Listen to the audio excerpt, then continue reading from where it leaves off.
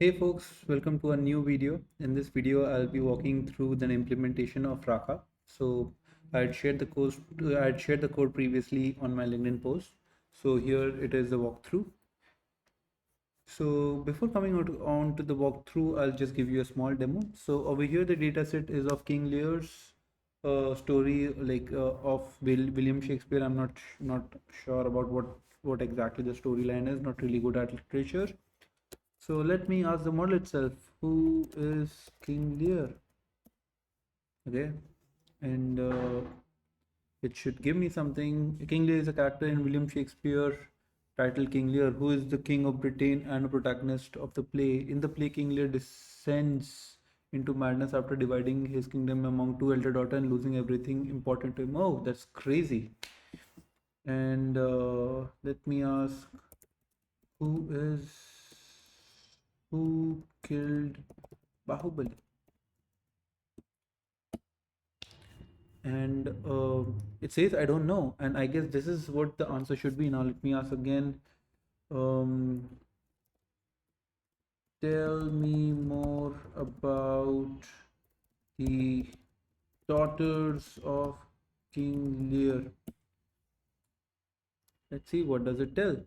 So this model is pretty much doing a question answering on, so that is what even RAQA stands for, which is Retrieval Augmented Question Answering.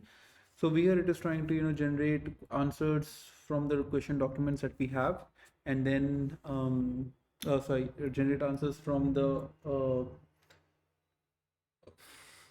play data set that we have.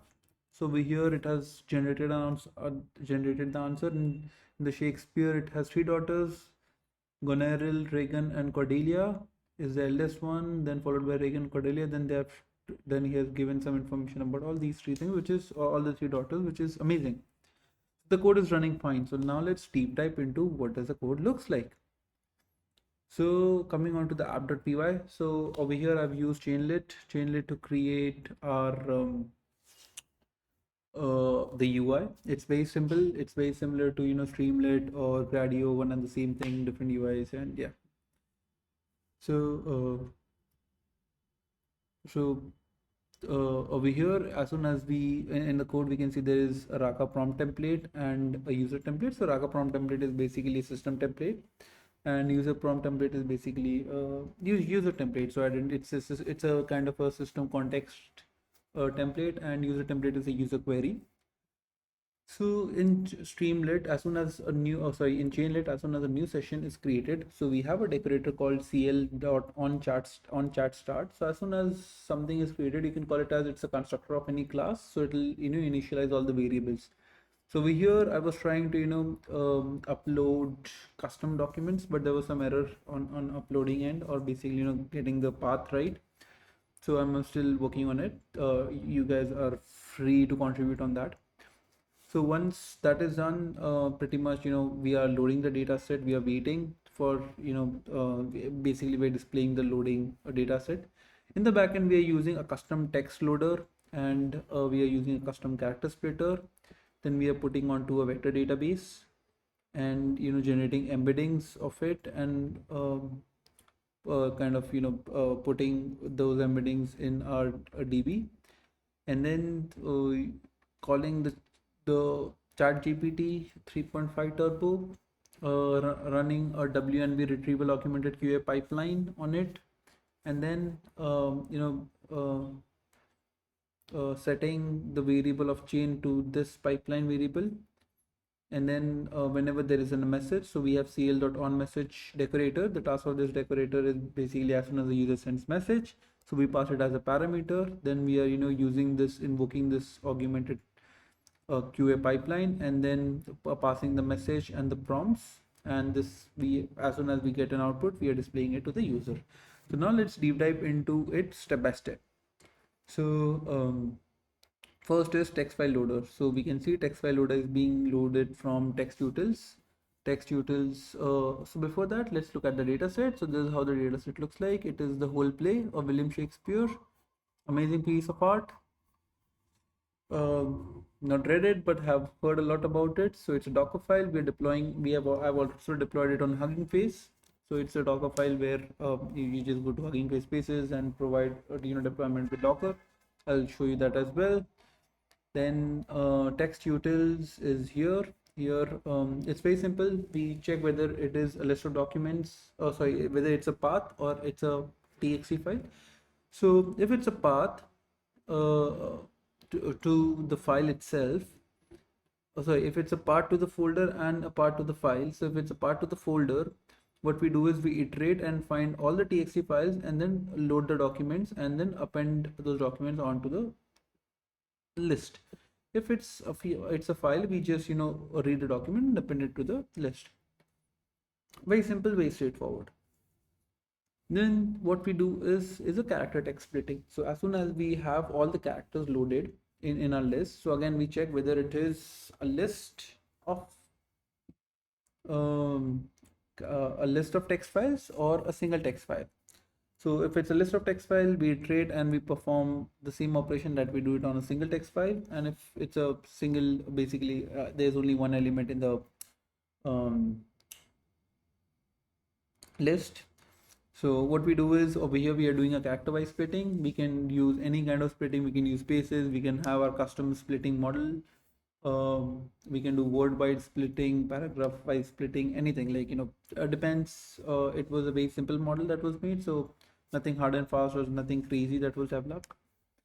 So over here we just took a chunk size of 100,000 or did an overlap of 200, so it's basically 1,000 characters. So it goes from 0 to 800 and then from 800 to so it's 0 to 1,000, then from 800 to next 1800, then it is 1800 to so then it is 1600 to then 2600. So that's how the whole overlap is. So once this is done, we go on to our vector database. So this is we have also implemented our own vector database, which is very crazy. So it's a very simple dictionary. It's a key value pair mapping. So it's a default dictionary where key is the text and value is the embedding of it. So for embedding, what we do is we use chat GPT's, we use OpenAI's embedding ADA 002. So what over here we are doing is we are just checking whether it's a list of text that we need to find the embedding of, or if it's just a text, and then we do an asynchronous or synchronous embeddings and return it back. So if we come back to our vector database, we have a build from list where we pass in the list of text, so which can be seen on our app.py file where we have this list of text. We pass it to create the embeddings. So if you look over here, we are creating the embeddings and we are creating the mapping and doing an insert command. The task of insert command is just to add the values to the dictionary. Then we do a search. So in the search we do a cosine similarity. So distance measure is basically a function that uses cosine similarity. It's basically a dot product between two vectors. The better, the closer they are, the higher the value, the more close the vectors are. So what we do over here is if the user gives a query, we convert the query into an embedding and then perform this search operation. If so, that's what it is, and then retrieve from key is basically return the value from the dictionary. So once this is done, what we do is we ping our OpenAI, we load the OpenAI model, and then we ping our WNB retrieval augmented pipeline. So we come over here. So this is the whole pipeline looks like. Again, very simple. What we do is we have all the prompts, which is system prompt, user prompt. So we set the context right. We set okay, and we also have the retrieved context. So with the RAQA prompt, user prompt, and retrieve context, we create so from the user list, so from the so we create a context, and then with that context we ping OpenAI saying that answer this question, and then it gives us back a response, and then that is what is the response that we return back. If there is an exception, we just throw an exception, like we catch an exception and display that there's an error. We are also using WNB projects to trace our LLMs, or basically trace our RAG models. So I'll show a demo of it, of how it looks in WANB. So once this is done, pretty much over here, we just pass in the message and collect the output and display it to the users. So coming back to WANB, this is how it looks like. So let me look on our latest run. So by the way, guys, this is the third time I'm recording it. So first time it was, there was no audio. Second time the video quality was so bad, and this is the third time. So I hope everything works really fine in this time. And let's see. Okay. The first question we asked. mm, so this is the context that this is the system prompt that went in. So it says, who is King Lear? So we did a similarity check, right, on the user query. If you can see onto uh, where exactly it is, not over here. This was, or I guess here, yes. So this what is going in as a formatted system prompt. So this is a formatted system prompt. I said, okay, who is King Leary? It gives us the output that we got it. Then I was like, okay, tell me about who killed Bahubali. No idea. Then I guess I asked about daughters. He has tell me more about his daughters, and that is what the model gave me an output. So this is the output for that. This is how we are able to track everything very seamlessly. Then it also shows us the different GPU usage, GPU time, network traffic time, how everything works. It's a really good way of tracking things out. So definitely recommending using WANP.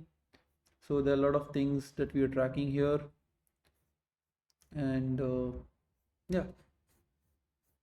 So we also, if you want, we can also track our logs.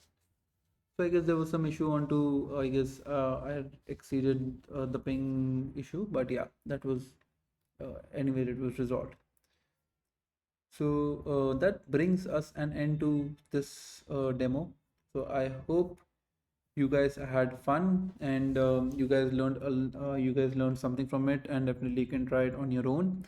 Um, do like the video if it was helpful. Do like the video. Do share it with your friends. It'll really help the channel grow. It'll really help to reach other people. And do let me know if you want any other videos around this or any other topic. I'll give my best to make it for you. And there's new video coming in for reading research papers. So I'm reading a lot of research papers. So I'll just it'll be a 5 or 10 minutes video again, something like this, that'll give you a walkthrough of what the whole research paper was all about, kind of 2 minutes paper, something like that. So let's see. Till then, take care, stay safe, and keep watching The Beginning of Infinity.